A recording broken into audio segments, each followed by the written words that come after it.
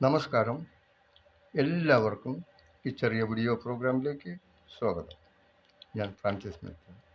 തിരുവചനത്തെ ആസ്പദമാക്കി ഇന്നെനിക്ക് നിങ്ങളുമായി പങ്കുവയ്ക്കാനുള്ളത് പുറപ്പാട് പുസ്തകം 20-ാം അധ്യായം 4-ഉം 5-ഉം തിരുവചനമാണ്.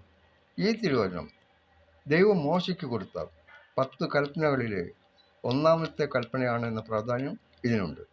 അത് വിഗ്രഹാരാധനയ്ക്കെതിരായിട്ടുള്ള ഒരു തിരുവചനമാണ്. അതിങ്ങനെയാണ്: മുകളിൽ ആകാശത്തിലെ, താഴെ ഭൂമിയിലോ ജലത്തിലോ ഉള്ള ഒന്നിൻ്റെയും പ്രതിമയോ സ്വരൂപമോ നിർമ്മിക്കരുത്. അവയ്ക്ക് മുമ്പിൽ പ്രണമിക്കുകയോ അവയെ ആരാധിക്കുകയോ ചെയ്യരുത്. ഇതാണ് ദൈവകൽപ്പന, ദൈവവചനം.